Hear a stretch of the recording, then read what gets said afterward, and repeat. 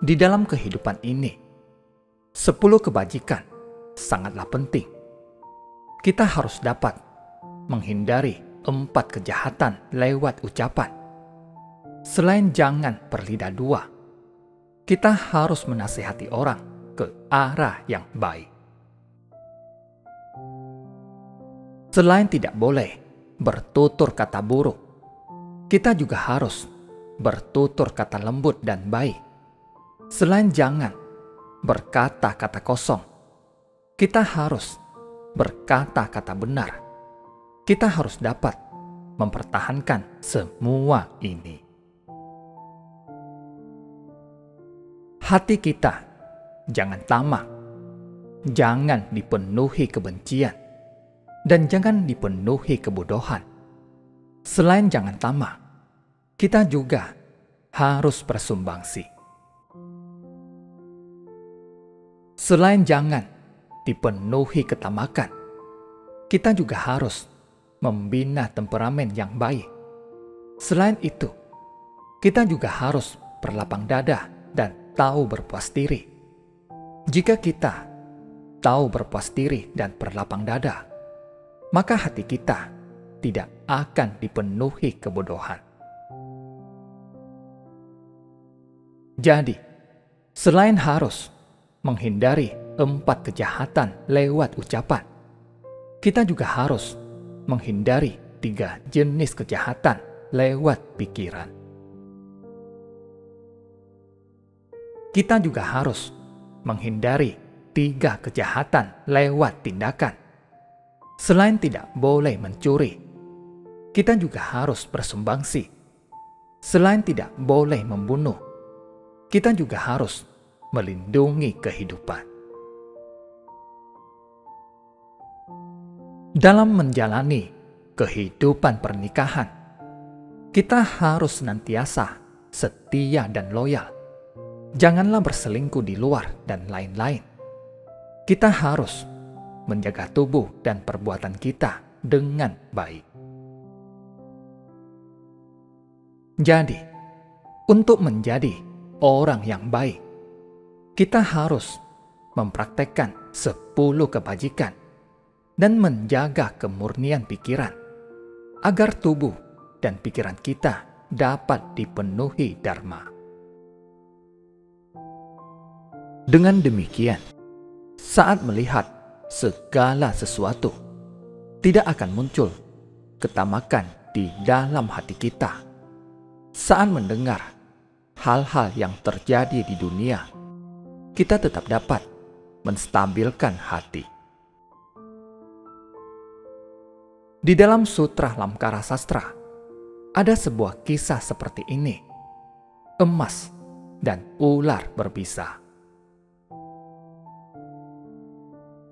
Saat Buddha berada di negeri Sravasti, suatu hari beliau dan Ananda melintasi pematang sawah. Buddha menunjuk semak di dekat parit dan berkata, "Ananda, ada ular berbisa di sana." Ananda mendekat untuk melihatnya.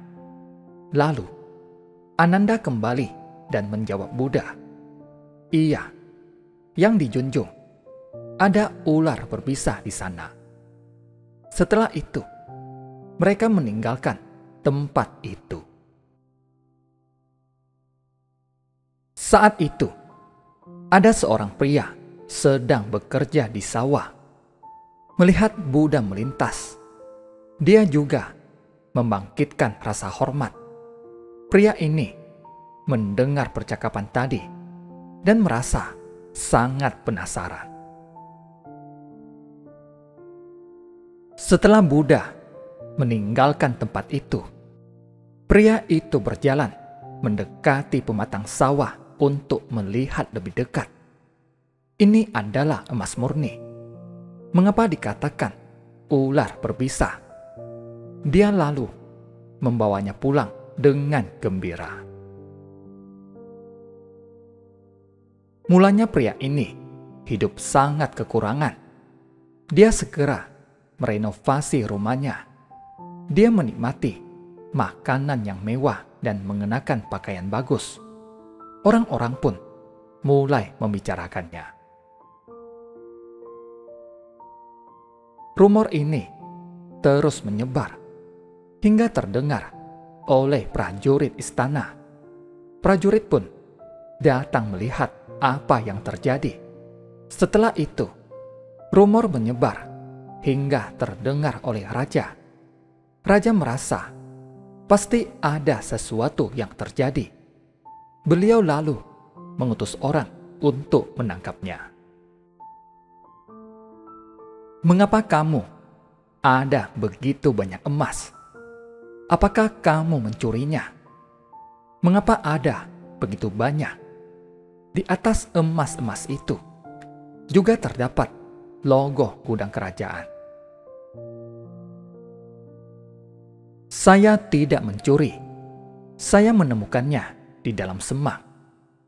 Mana mungkin kamu harus menerima hukuman." Pria itu diarak sepanjang perjalanan untuk menerima hukuman.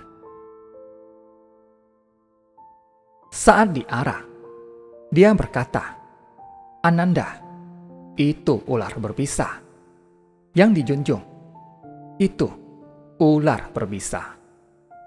Ucapannya itu terdengar oleh prajurit istana. Prajurit itu lalu melaporkannya kepada raja. Raja menjawab, "Ini pasti ada alasannya." Pria itu pun dibawa kembali ke istana. Raja bertanya, "Mengapa kamu mengucapkan kedua kalimat itu?"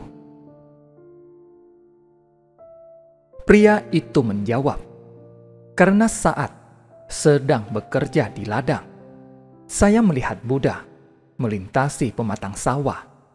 Buddha berkata kepada Ananda, 'Ananda, ada ular berbisa.' Ananda juga menjawab Buddha, 'Yang dijunjung, ada ular berbisa.' Karena penasaran, saya pergi melihatnya. Lalu, saya menemukan emas yang berkilauan di dalam semak itu. Karena itu, saya memungutnya dan membawa pulang." Pria itu menceritakan semuanya kepada raja. Raja lalu memohon kesaksian dari Buddha. Buddha berkata, "Memang saat melintasi tempat itu, aku melihat emas yang bagaikan ular berbisa. Saat timbul ketamakan di dalam diri seseorang, maka akan sangat berbahaya. Contohnya pria itu, dia tergigit oleh ular berbisa hingga hampir kehilangan nyawanya." Setelah kasus ini diselidiki, ternyata emas itu dicuri oleh orang lain. Saat prajurit melakukan penangkapan, si pencuri membuangnya ke dalam semak. Buddha melihatnya pada saat melintasi tempat itu. Namun, saat pria ini melihatnya, dia langsung membawanya pulang. Inilah hukum sebab akibat. Namun, saat Buddha melintasi tempat itu, pria yang melihat dari kejauhan ini tetap membangkitkan hati penuh rasa hormat. Pada akhirnya, dia menyadari kebenaran yang diajarkan oleh Buddha, bahwa emas bagaikan ular berbisa, dan dia telah tergigit ular berbisa. Jadi, emas bagaikan ular berbisa yang sangat menakutkan. Akhirnya, orang ini terselamatkan. Saat membangkitkan hati penuh rasa hormat dan kesadaran, maka kita akan memperoleh manfaat. Emas bagaikan ular berbisa. Ketamakan terhadap benda materi dapat mendorong manusia melakukan kekeliruan. Emas, perak, dan semua benda berharga adalah bagaikan racun. Terlebih lagi, kini hati manusia sangat mudah bergejolak. Karena itu, Buddha memberitahu dan membimbing kita dengan menggunakan berbagai perumpamaan agar kita dapat mengetahui dengan jelas.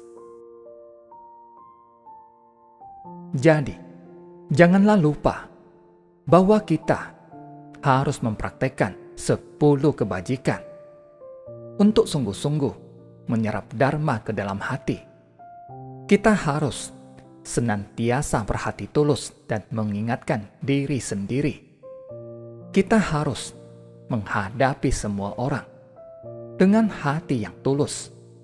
Untuk itu, kita harus lebih bersungguh hati. Terima kasih, semoga bermanfaat.